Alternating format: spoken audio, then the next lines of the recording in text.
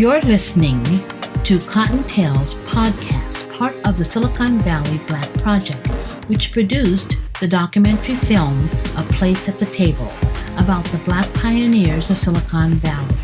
A Place at the Table can be viewed for rent on Vimeo.com on demand /A Place at the Table STEM. Through Cottontail's podcast, the Silicon Valley Black Project will continue to recognize the contributions made by African Americans. We will be featuring African American professionals, technologists in the fields of engineering, administration, and entrepreneurial pursuits from the past and present. Meet Joe Hargrove, an entrepreneur that has worked in many jobs and has had several careers throughout his life, all of them uniquely suited to different industries. Starting as a technical illustrator working for government facilities and high-tech companies, after attending a broadcast school, Joe became a Bay Area radio newsman during a historical time in the Bay Area. Joe currently owns and operates his own sign shop, providing signage and now PPE equipment for customers from Silicon Valley to the Central Valley of California. Well, first, can you tell me who is Joe Hargrove and where did he come from? Tell me that first. Well, I grew up in Houston, Texas, and I came to California kind of on a whim in 1960. A couple of my buddies from Texas Southern University, we worked in janitorial services together, and we just decided we basically kind of flipped a coin and came to the West Coast rather than the East Coast. One of the guys had relatives out here, so that kind of influenced what we did too. So that's how we ended up here. Okay. So what did you do when you first came? Did you go to college here? Did you go to radio training school? What did you do? Well, we landed in Oakland, and one of the reasons we landed in Oakland was because one of the guys had relatives there. When I got here, the three of us went to work for the Alameda Naval Air Station in the shipping and receiving department. So we must have done that for 3 or 4 months, and then I moved down to East Palo Alto, and I enrolled at San Jose State University, majoring in art education. Did you finish at San Jose State? I did, in 1967. 1967. Okay. I was there for a while. That's kind of a story of most of us. We had to fit it into our life. And, going to school full time was not one of those things we could fit in that easy and earn a living. You wanted to eat. Yeah. So what was your first job coming out of San Jose State? My first job was with Western Development Laboratories, Philco Ford. And I was a technical illustrator, and the work consisted mainly of doing organizational charts and schematics and that kind of thing. Nothing really artistic or creative, but for the $150 an hour, or was it less? I have to do the math on that. It was probably about $1 an hour. I worked there for probably 2 years and 10 months, and that's how I ended up in the aerospace industry as a technical illustrator. And so, as they say, the rest is history with the art. Mm-hmm. So the aerospace, was that Lockheed or Fairchild? Which one did you? It was Philco Ford. Philco Ford. Western Development Laboratories. And Al and I have talked on a few occasions about the job shops. Well, I wasn't making too much money at Western Development Laboratories in the tech illustrating department, so we heard of something called job shops where you could go to work for somebody and you were basically a temp. You were a temporary employee, and they paid considerably more, but there were no benefits. So you could actually be hired to do a project 1 week, and the next week, if the project was finished, then you could be told that they no longer needed your services and you could just leave. And that happened quite a bit. Mm-hmm. So with that, I worked for Hewlett-Packard. I worked for Varian Associates. I worked for IBM. one of the things that was kind of interesting with that was I worked over in Vallejo for one of the projects, and I was going aboard a submarine doing a training manual, and I was just leaving Tennessee Street, which is one of the main streets in Vallejo. I'd go down about a mile, go down in the belly of the submarine and do drawings all day, and then at the end of the day, I'd be finished. Which company was that? That was with Applied Technology. Mm-hmm. And I guess Applied Technology had a contract, to do the service manuals. But I would do the drawings, and there would be a technical writer, and a lot of times we worked together. And over time, some of the customers started asking for specific teams. We went to different companies, to finish projects like that. So that was a precursor to the temp services then? That was the temp service. Okay, that was the temp. That was the temp services, and we were making probably $1 more an hour than we would have made had we been captives. Mm-hmm. Yeah, it's probably $1 more an hour than I was making at Western Development Laboratories Philco 4. Mm-hmm. I've seen your artwork, so I know where that began. It's excellent work that you do, and also explains. I might add that all of that was pretty technical, mm-hmm. and I guess later on, and I can't follow the time sequences as good as probably I should, but I worked at SRI, Stanford Research Institute, briefly doing the same kinds of technical drawings. And then from there, I went to Stanford University and worked in the publishing department. And if that sounds glamorous, it wasn't very glamorous. We would basically just do the layout for books that were published at Stanford University. It would probably be sometimes 64 pages on one galley, I think they called it. It would be folded multiple times and put in a machine for cutting, and those 64 pages would be like a 64-page book, and you put several of those together, and you got a book. Wow. It was a very primitive way of publishing, but I learned a lot. Yeah. Well, you learned to correlate if nothing else, huh? Yes. Now, how did you end up on the radio? Well, I don't think it was something that hit me all at once, but I wanted to get into radio. I wanted to get into broadcasting. I found a school called the Ron Bailey School of Broadcast. I enrolled at the Ron Bailey School of Broadcast, and we learned how to read commercials and how to write script. And from there, I went to the College of San Mateo, and I took evening courses in radio and television production there. We did a show called the Spotlight News, in which we were on actual television for 3 nights a week. And I laugh about it because we had a script that we looked down at, and I talk about how you may not have gotten too much news, but you sure knew what the top of our heads looked like. We weren't looking up at the camera too much. Is that right? That hadn't occurred to you. You were on live camera, huh? Right. Okay. But anyway, that was very valuable. Mm-hmm. It was one of the high points of that brief period that I was at CSM. I did a show. I was the MC of a music show, and I had a rock group, I had a country and western group, and I had a soul group to come in and play. And one of the good things about KCSM was that it was actual television. It goes out into the community. Mm.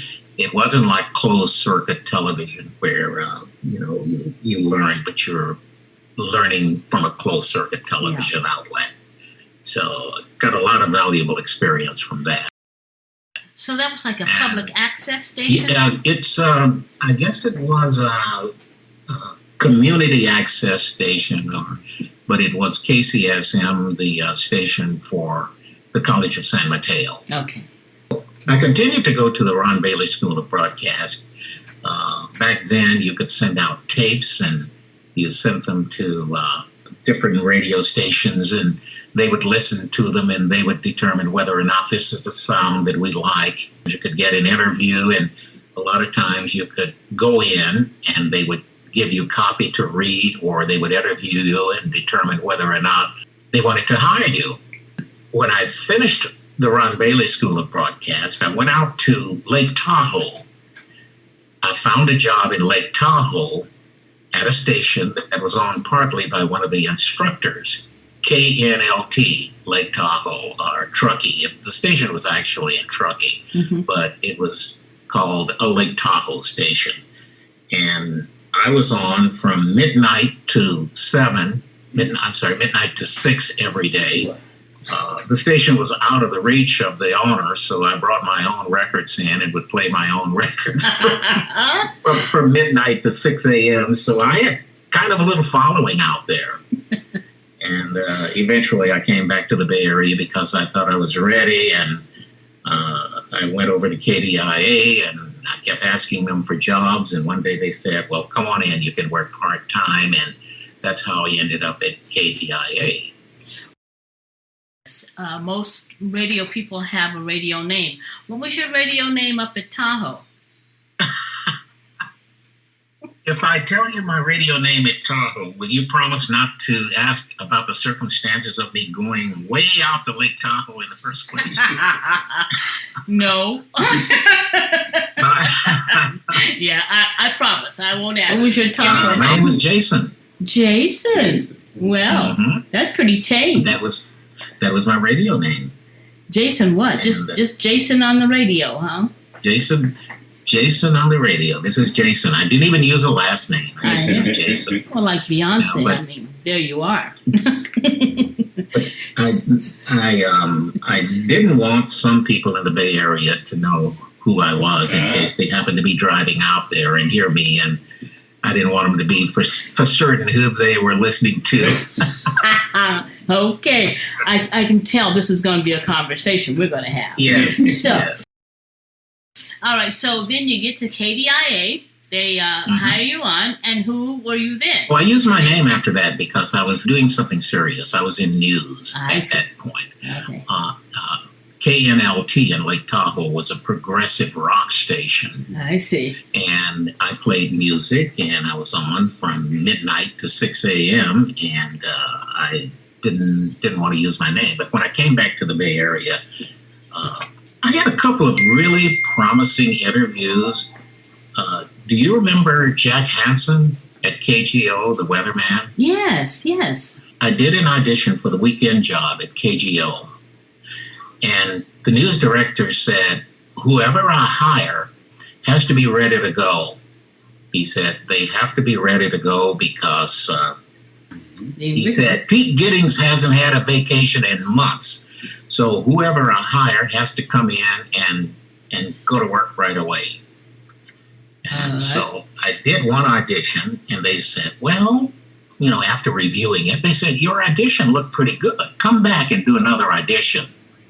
And, at that point, you're really excited. And I went back and did another audition. And then 3 weeks later, I got another call from KGO in San Francisco. And they said, come back, we want one more audition. And I went back, and the news director called me into his office, and he said, at this point, I'm not too sure who I'm going to hire. He said, it's between you and Jack Hansen. And he said, I'm not leaning one way or the other. He said, but when you come in, you're going to have to be able to do the work. So it was just an amazing job. I think it paid something like $1,200 a week for 2 days. Back then, you'd go in around 4 o'clock on Saturday afternoon. You'd prepare the weather. And then you'd be on the set to give the weather. And then after the newscast was over, you just go somewhere and have dinner or something and come back about 10 and prepare the 11 o'clock weather and do that. And then you were through. That was the extent of the work for a week. Yeah. Were you on camera? They ended up hiring Jack Hansen. Oh, I was going to say, because I don't remember seeing Hargrove. No, you didn't see Hargrove. Those suckers. They just don't know. They had no idea what they were who they were letting go here. That's and shameful. so after that, I thought, well, maybe I'm good enough to do this. Mm-hmm. And I doubled down on my efforts to get into KDIA, and I liked the format, and one of the news directors gave me a part-time job. Right. And I went to work as a news reporter, and I was terrible. I was awful. And Kathy, anybody that's gone through what it takes to become a radio announcer, if they don't tell you they were terrible when they first started, they're lying to you. We all are pretty bad. Yeah. And that's one of the reasons why the stations like for you to go out to Monterey or go to Truckee or go to Watsonville or somewhere like that to learn how to be a broadcaster. Mm-hmm. I was fortunate enough to work at Major Market Radio at KDIA, and I hope too many people didn't hear me back at the beginning. Tell me about your career at KDIA. Did you stay a newsman the whole time? Oh, yes. Okay. Yes. Yeah. I was a news person. I love news. I just loved it because there's always something going on. You can go in and it's just the quietest day in the world, and a bulletin will come over, and all of a sudden, all kinds of things are going on. What was your first big news story at KDIA? Oh, I guess it was right during the time that the Black Panthers were still pretty active. Okay. And one of the things, Huey Newton had such a good relationship with KDIA. I recall several times when he would be at the Alameda County Courthouse, he would be just getting out, and the press would go in and watch him come down, and there were these throngs of reporters there, and he'd look across these throngs of reporters, and he'd see KDIA, and he'd say, KDIA, hey, come on over. So I'd go over with my tape recorder, and Dennis Richmond, for instance, with his little shiny suit, would have to wait. And the reporters from the other radio stations and television stations would have to wait because he had a special association with KDIA, and he always gave us a chance to have the very first interview. So I tell these stories that a lot of times I would be on my way back to the station with my news report to produce and get on the radio, and he'd still be there going through interviews with some of the other people. So we had a special association with the Black Panthers. Was there any time when you and Huey, say, had a personal conversation? Several times, and there was a club in Oakland that a lot of people used to go to. Then I'd go in from time to time, too, and I'd run into him, and he'd come up, Joe Hargrove, what's going on? What's happening, man? And so we'd talk. Mm-hmm. But at one point, I guess it was over at Jack London Square, there was a club that was pretty popular. I went in there with some white people at one point. They were pretty badly informed people, I guess. Mm-hmm. I probably shouldn't have been with them anyway. And Huey was at the bar. And I said, oh, there's Huey. And they made some kind of statement about, oh, wow, he doesn't look that bad to me, or something to that effect. Mm-hmm. And I said, oh, wait a minute, let me get up from here. So I got up and went up to the bar, and Huey and I, talked for a long time, and he'd say, there's some talent up in here. Oh, one other thing that I thought about, Jessica Mitford, the author, Jessica Mitford, when the Black Panthers were really popular. Mm-hmm. Jessica Mitford lived on Ashby in Berkeley, and Jane Fonda had been invited there. And the station sent me over to do an interview with Jane Fonda at Jessica Mitford's house on Ashby. You know the high rise there in Oakland overlooking the bay, right. overlooking the lake, rather. Uh-huh. Yeah. Yeah. Well, she used to go there quite a bit. So one of the high points of my early broadcasting experience was being sent there to interview Jane Fonda and listen to her talk about her support for the Black Panthers. And, she's been an activist forever. Right. Who's the other one? I guess at the Circle Star, what's her name? The First Time Ever I Met You? Roberta Flack. Roberta Flack, yeah, okay. There it is. The station picked up a tab for me to go to the Circle Star and go behind the curtain and interview Roberta Flack. Mm-hmm. So, and I guess if I keep thinking, I'll think of some of the earlier ones. But you mentioned in one of the emails something about Well, Penny Hurst. can I tell you how all of that came about? Yes, you certainly can. Okay. In 1970, the Oakland School District needed a new superintendent of public instruction. And one of the applicants was Dr. Marcus Foster, mm-hmm. and he was an educator from Philadelphia. Yes. Mm-hmm. Dr. Marcus Foster was high school principal, and he was an assistant superintendent of the public schools in Philadelphia. I guess it was November 6th of 1973, he conducted a school board meeting, and he and his assistant, Robert Blackburn, after the meeting was over, left and went out to the parking lot to get in their cars and go wherever they were going to go. And all of a sudden, there was a burst of gunfire. Somebody was firing automatic weapons at them. So Dr. Marcus Foster was assassinated. Mm-hmm. And nobody knew why. Nobody knew who was responsible. They didn't have a motive. The Oakland Police Department conducted a rather vigorous investigation. And for weeks, nothing came up. And then after about, I guess, a couple of weeks, somebody took responsibility called the Symbionese Liberation Army. We had never heard of the Symbionese Liberation Army. And so I guess the Oakland police were able to, come up with a motive. The purpose or the motive was supposed to have been that the superintendent and the Oakland School District had plans of putting police on every campus in Oakland, which was a false story. Mm-hmm. Part of that story also was that the school district wanted to give the students identification cards, so they'd have to carry these identification cards around all the time. That too was a false story. And so the investigation continued, trying to determine who this SLA, who the Symbionese Liberation Army was. Mm-hmm. And nobody could really tell.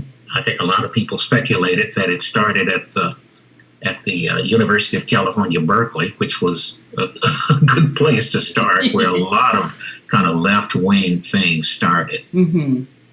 So anyway, I guess a short time later, I don't know how much later, but two people took responsibility for the assassination. They were Joseph Romero and Russell Little, and they were members of the Symbionese Liberation Army. And they said that, that they did the assassination, and they gave their purpose again, saying that the Oakland School Board had plans to put police on campus and also to require students to carry identification cards. And it was something that KDIA was not unlike a lot of the black radio stations across the country. I'm sure you've heard them.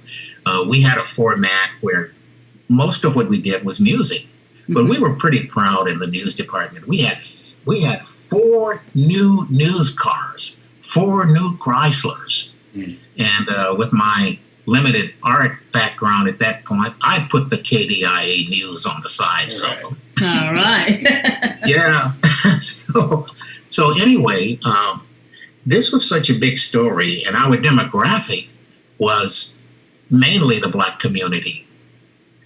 And so we all sat around in the news department trying to determine what the SLA was all about. Who is this group called the SLA? And one person in the news department who'd been there for quite some time said, I think it's an African group. I think that person was thinking Simba or something like that. Okay. Yeah. And I said, I think it's from the word symbiosis. I think it's the living together amicably of dissimilar things in the environment. Right. And I happen to be right.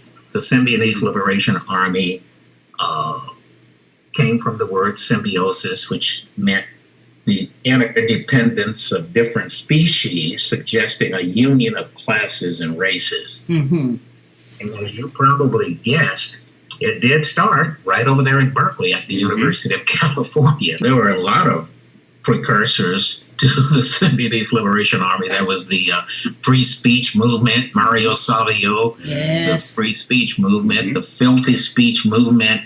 It was just a haven for a lot of leftist radical groups. We found out a little bit more about the Symbionese Liberation Army. It was mostly young white kids from well-to-do families and one or two black people in the group. Well, the leader of the group was well known in the correctional departments in the state of California here. Donald DeFreeze, as I said, he had been in and out of prisons for most of his adult life. He was the black guy that was in the group. Donald DeFreeze reportedly came from a very abusive background, and you've heard that before. Yeah.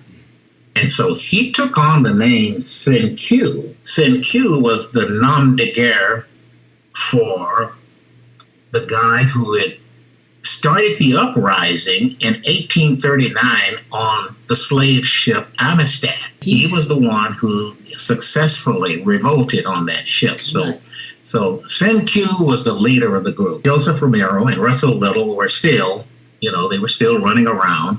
There were several other members, Bill and Emily Harris. February 4th, 1974, gunmen went into Patricia Hearst's second-floor apartment in Berkeley.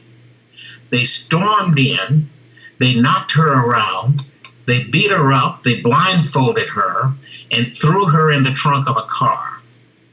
And these were members of the Symbionese Liberation Army. Also, her boyfriend, Stephen Weed, was there. And he was knocked around. And since this is on the second floor, he was knocked over onto the staircase and rolled down, and he managed to get away. The Symbionese Liberation Army held Patty Hearst in a closet, blindfolded for several days. I don't know the exact time. But they held her for a number of days, and she reported later on being abused and beaten and raped. What eventually happened was that the Stockholm Syndrome, where the captive eventually goes to the side of the captors. And so Patty Hearst eventually did that. She was told to send a communique to her parents, to William Randolph Hearst, who the wealthy publisher of the San Francisco Examiner, demanding $6 million for a food giveaway program, and there were negotiations back and forth. Now, there were 3 stations in Oakland that got communiques. It was our station, KDIA, KSAN, and KPFA in Berkeley. And so the SLA would kind of alternate back and forth on who they would send the communiques to. We'd have kids call every once in a while. Hey, this is the SLA. Play some James Brown. Oh, my. So we'd say something like, get off of the phone. One day, one of the guys who'd been in news for quite a while, and after you've done this for a while, you kind of have a sixth sense for some things that are really going on and what's really authentic. He came to me and he said, hey, Joe, he said, I got a call that there's a communique for us at Zim's restaurant in San Francisco, there on Van Ness, he said, I think this one's authentic. I think it's real. We were the only two on duty. We had a small news department. Mm-hmm. And so he says, just kind of watch things. Hold on. I'm going to run over to San Francisco and see if I can get the communique. So he got in the news car, went over the Bay Bridge, went to the second floor, as he had been instructed to the men's bathroom, looked behind the tank, and there was no tape. Mm-hmm. So he came back, and he was rather crestfallen because he said, you know what? He said, I don't miss many of these, but I could have sworn that was really what that was, that it was from the SLA. Yeah. Well, a half hour later, we got a call from Charles Bates, head of the FBI special agent in San Francisco, telling us they picked up the tape. And if we wanted a copy of the tape, we could have a copy of the tape. Did you get a copy? We did. We finally got a copy of it. But with regards to the food giveaway program, it was really a circus because the Hearst Foundation, William Randolph Hearst and his people did actually come up with about $6 million worth of food. Mm-hmm. And large trucks came to one of the local parks, and we at our station gave all of the information about how you could go over and you'd get a box of foods, get a big bag of food. But it turned out to be a total farce because there were people there with trucks grabbing 15 and 20 bags at a time, loading them on their trucks. So I think the people who really needed the food, mm-hmm. I guess they got some food, but they really abused the process, let's put it like. And there was Patty Hearst in there mm-hmm. with her new nom de guerre, Tanya. And Tanya was Che Guevara's wife. And they took a lot of their rhetoric from South American terrorist groups, and so Tanya was Ron Guevara's wife. I think it's Ron Guevara. Yeah. And so anyway, she was brandishing a weapon, and so she was a bank robber. She actually joined her captor. The SLA had several robberies, and she continued to put pressure on society at large mm-hmm. In support of the SLA and the leftist dogma that they were putting out there. I think it was January 10th, 1974. Joseph Romero and Russell Little were arrested. And they were just riding along, chilling, as they say. Yes. And the police saw them, and they looked suspicious, and the police pulled them over, and there was a brief shootout. Nobody got shot, but Joseph Romero and Russell Little were finally arrested for the assassination of Dr. Marcus Foster. And we did solve that crime. Yes, right. I guess it must have been May of 1974. Mm-hmm.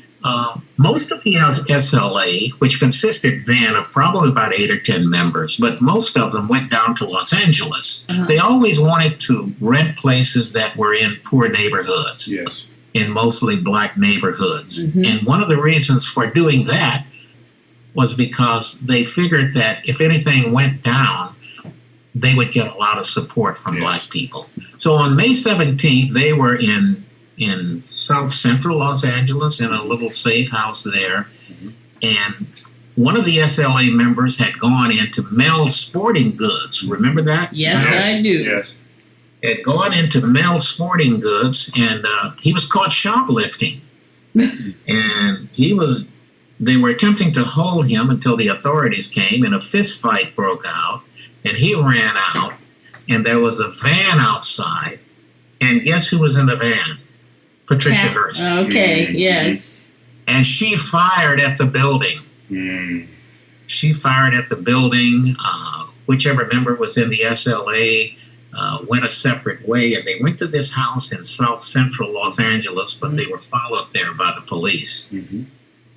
And a shootout. They said one of the most massive shootouts in LA history took place.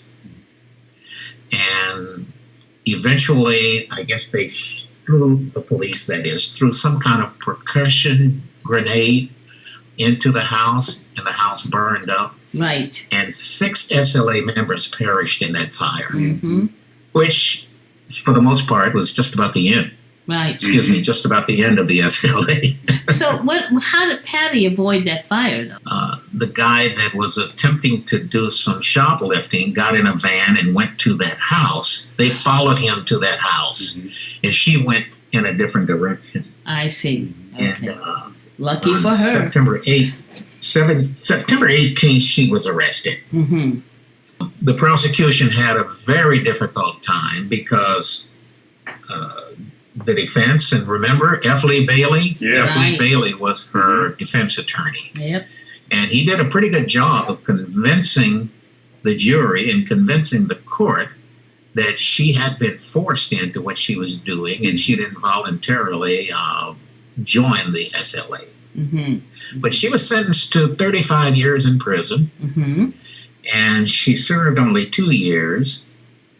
And Jimmy Carter pardoned her, and Clinton released her. Yes, she's had a family and married. She married her bodyguard, I think. Wasn't it a bodyguard?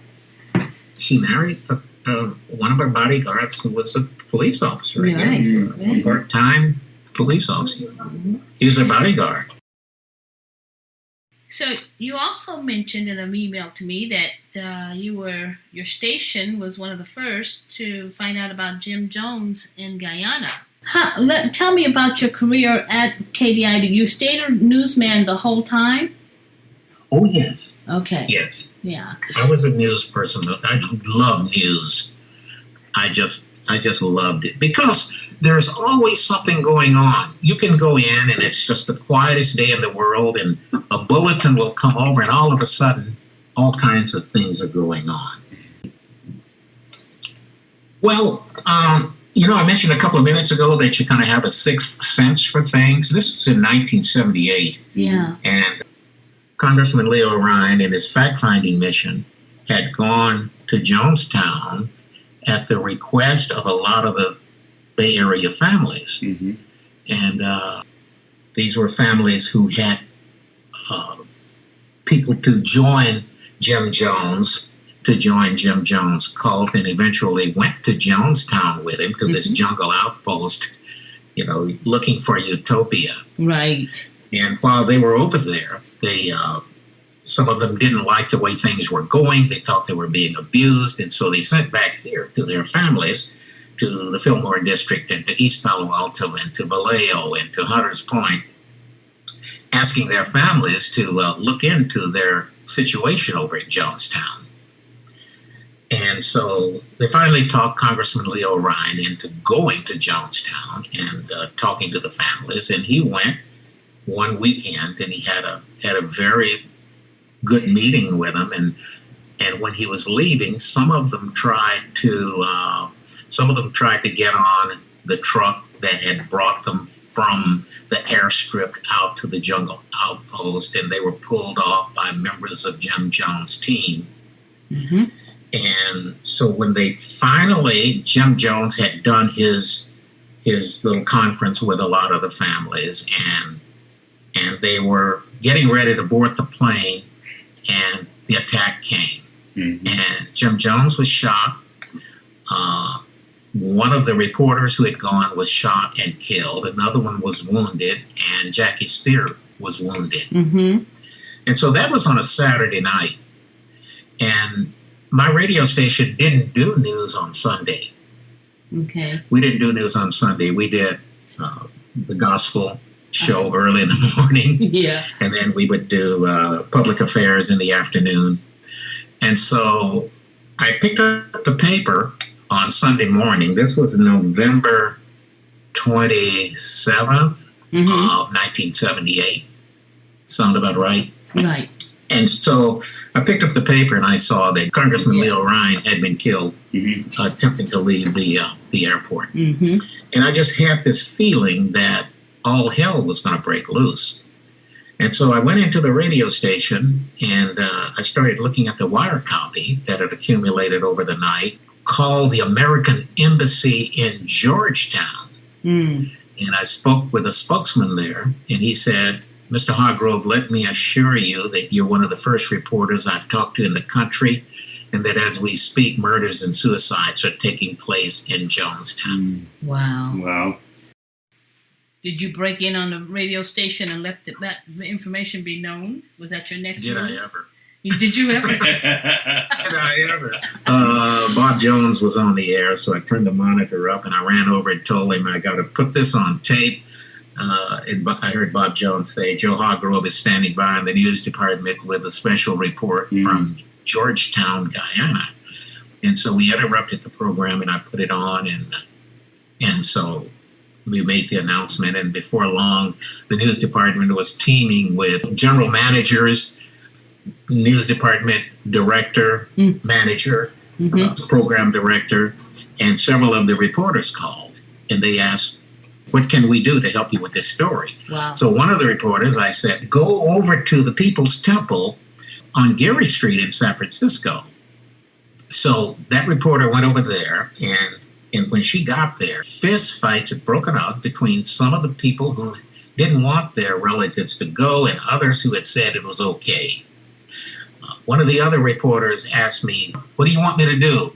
I said, see if you can get Willie Brown on the phone, because Willie Brown was one of the people who didn't have any problem with Jim Jones. Of course, to his credit, not everybody knew what Jim Jones was like. No. But they should have had it indicated. Anyway, it was one person working on local reaction on the phone. Another person was over at the People's Temple on Geary Street. And so we just did a whole show covering what had happened in Jonestown. But again, I just felt that Sunday morning when I got up that, all hell's getting ready to break loose. You could feel it coming, huh? You could feel it coming. And it was kind of warm that time of the year, and it was really a terrible sight to see 912 bloated bodies lying in the heat in Jonestown. Who took the footage of that? Probably had it had to have been a surveillance plane that flew over. I see. Okay. Yeah. I got the. And anyway, so I found out about that's what happened with the Jonestown. And you also were involved with when George Moscone, the former mayor of San Francisco, the late George Moscone, and Harvey Milk. What will you tell us about that? Well, I covered the reaction to the life sentence given to Dan White. And what that was all about. And ironically, that was in the same year. That was in the same month in the same year. Wow. In November of 1978. And what had happened was that Dan White had been appointed by George Moscone to the Board of Supervisors. He was a former San Francisco police officer and a former firefighter. And Dan White decided that he no longer wanted to be a supervisor, so he resigned. Well, after a while, after a couple of weeks, he decided, I want my job back. And at that point, George Moscone said, wait a minute, you can't have your job back. And he was a little bit upset over that. And, actually, he was pretty upset over that. Yeah. And so at one day, he crawled into a side window. I think it must have been a weekend, and he knew that Harvey Milk and George Moscone were there. And he crawled into a side window and went to George Moscone's office and shot him. And then he went down the hall and shot and killed Harvey Milk. So anyway, Dan White was arrested and charged with murdering George Moscone and Supervisor Harvey Milk. And there was a trial, and he was charged with manslaughter, which was a light sentence for such a terrible crime. And he claimed that eating sugar, eating sweet stuff, eating Twinkies, and he had diminished capacity as a result of eating that junk, eating junk food. He was sentenced to this ridiculously light sentence. And I think he served something, I don't remember the sentence, but he was out in 2 years and 5 months or something like that. And so particularly the gay community was not happy with that at all. And so there were demonstrations in San Francisco. And I went to San Francisco to cover the demonstrations for my station. At one point, I saw 7 police cars with the sirens going and burning up. Burning right there on Grove Street. And several people had attempted to kick in the door to City Hall, but it was a real vociferous protest. And that was called White Night, right? White Night riots. Oh. Those were the White Night riots. And so, anyway, I guess it was, 1985 that Dan White went to his house and went in the garage and ran a hose from his exhaust into the car and committed suicide. Can't imagine it happened to a better guy. I mean, Right. A more deserving guy. Right, or maybe he'd had a Twinkie that day. You never know. Yeah. So also you told me about a young black security guard who discovered Nixon's the Watergate thing, the Democratic National Headquarters break-in. Yes. What about, how'd you meet him? Well, I didn't really meet him. I interviewed him from Washington, D.C. Oh, okay. What would happen, Nixon resigned from the White House August 7th or 8th of 1974. Okay. And so what would happen is that every year, radio stations go back and they talk about what happened a year ago, or 2 years ago, or 3 years ago, whatever the case was. And a lot of news people are notoriously lazy. And we had a news service that we'd get every day. We had audio from the Associated Press that came in of the top stories from Washington, D.C., or anywhere else in the world. They'd come in the morning, mid-morning, and we could just pull off those stories and use them as we needed in our own newscasts. So what would happen was that every year I noticed a pattern. Haldeman, Ehrlichman, Mitchell, and Dean. Statements from Haldeman, Ehrlichman, Mitchell, and Dean. And so I thought, oh, this is crazy. So I contacted some of my sources in Washington, D.C., and I said, can you find Frank Wells? And they said, yeah, he was around here a few minutes ago. I said, can you get him to the phone? And they said, yeah. They said, give me a number, and what's your radio affiliation? I said, well, it's KDIA, and here's my phone number. Call him when you find him. So they found him, and they took him to the NAACP office in Washington, D.C. And what had happened was he was a young security guard, and he was making his rounds in the Watergate. And right adjacent to the stairs, there was the Democratic National Headquarters. And as he was making his rounds, he noticed that one of the doors to Democratic National Headquarters was ajar. So he went over and just pulled it open. It should have been locked. So he just went over and pulled it open, and there was duct tape over the plunger, that should have locked the door. So he didn't think too much of it. He pulled the tape off and continued to make his rounds. And whoever had put the tape there came while he was making his rounds and put more tape on it. And so he said at that point, this is crazy. So he called the Washington, what is it called in D.C., the Metro Police? Yeah, I think so. He called Metro, and in a matter of minutes, the place was teeming with police officers. And so that was the beginning of the Watergate break-in. Right. And it turned out, the whole story, it turned out that Nixon had authorized the break-in. Right. And these guys were called plumbers because they were supposed to stem any leaks and give them a little better assurance of Nixon staying in office after a lot of the malfeasance that had gone on. And so Frank Wells I had a great deal of difficulty interviewing him because he was just downtrodden and distraught over the whole thing. He felt that history had passed him up. And guess what? History had passed him up. Mm. It was Haldeman, Ehrlichman, Mitchell, and Dean. It was Rosemary. What was Rosemary's name? Rosemary Woods.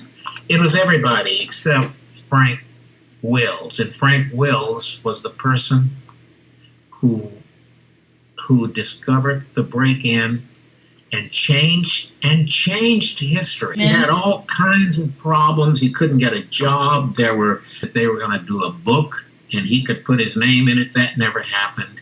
They never did anything to compensate him for changing history. Anyway, I was kind of disappointed to hear that he died in 1985. Oh. And I always felt that he died of a broken heart.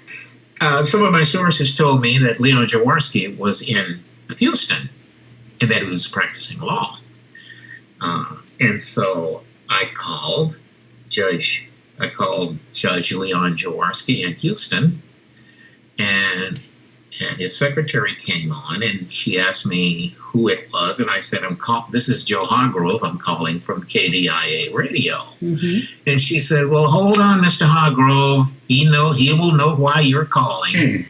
He said, oh, Mr. Hargrove, let me tell you this. I know why you're calling, or something like that. Mm. So one of the questions, my first question to him, and I think you'll find this interesting, I asked him, what is the likelihood that this could happen again? And his answer was, not likely, which kind of surprised me. He said, not likely. And I said, well, why? He said, because the checks and balances of our system are so complete that it's very unlikely that anything like this could happen again. Mm-hmm. Boy, was he wrong. Give me your pen. It just seemed a glimpse into the mindset of the Republican Party, or at least the body politic, how they actually work, how they spy on each other, and they do underhanded tricks to get an advantage, and they just happen to be caught that. We find the Democrats are probably doing the same kind of thing. This thirst for power. Yes. This thirst for power. And it seems to me that they will do anything to have that power. Mm-hmm. Mm-hmm. But it was who was the first special Watergate prosecutor? John Sirica. And then there was Archibald Cox and the Midnight Massacre. Right. Oh, the Saturday Night Massacre. And then there was Judge Leon Jaworski. But it's surprising, he was still practicing law in Houston, had gone back to practicing law in Houston. I loved it. There was never a dull moment. There were a lot of disappointments. I had Willie Mays' home phone number, and I would hear him on the radio talking about something, and I'd call him at home, and he'd say, I don't want to talk. I don't want to talk. Okay, well, I'll throw your number away. When you work as a reporter, people tell you things. Yeah. And, you have your sources, and I found it very important to protect those sources. I would never give, even as public as Leon Jaworski was, I wouldn't give another reporter his number. Yeah. How long was it before you started your own company using your graphics design and artistic talents? 30 years. No kidding. So you left broadcasting 30 years ago? Yes. Why? There was no place to go. Okay. There was no place to go. I had tried. It's a subjective thing. It's been fun. Mm-hmm. It's been fun. And I've always told young people to do as many different things as you possibly can. Live a diverse life. And people are fascinating, too. I really find people fascinating. Sometimes I'm just talking with people, and I find it really, really fascinating just to talk to them and find out what they're doing and all. But I don't know. I think that my experience in radio is just great. Okay. I could always draw, and one of the things I didn't mention was that when I was at Stanford as art director for the Stanford University Press, I illustrated some textbooks, and and you and Al saw those text excerpts from the textbooks, but I illustrated the textbooks for the American Anthropology Department, and I didn't necessarily want to be an illustrator because I didn't know that I could make a good living at it. So I started the sign business, and I think I'm happier being a sign maker, doing LED signage. Okay. Let me tell you a little something about LEDs. LEDs, there were 3 Japanese physicists. And finally, they figured out how to make blue, won the Nobel Prize in Physics in 2014 for inventing a blue diode. And when they invented that blue diode, they could make white, and it opened the floodgates, and it just created all kind of havoc for you when you go down and try to find the right LED light. Think of it, Kathy, they're everywhere. They're in your watches. They're in your. They make your televisions bright. They're in your phone. LEDs are in your phone, and none of that could take place had it not been for LEDs. They're called light-emitting diodes. Joe, I can't thank you enough for this interview. Yours is one of those unique stories that people just won't have. They just don't have the insight or the opportunity to be close to those events at all. And hopefully, well, I have to admit I was a little apprehensive about what would happen, and I did jot down a few notes in a couple of days. I know you did. I really appreciate this, Joe. I really do. Well, thanks for asking me. Thank you, Joe Hargrove, for the historical glimpse of some of the events that shaped the lives of many of us in the Bay Area. And thank you for listening.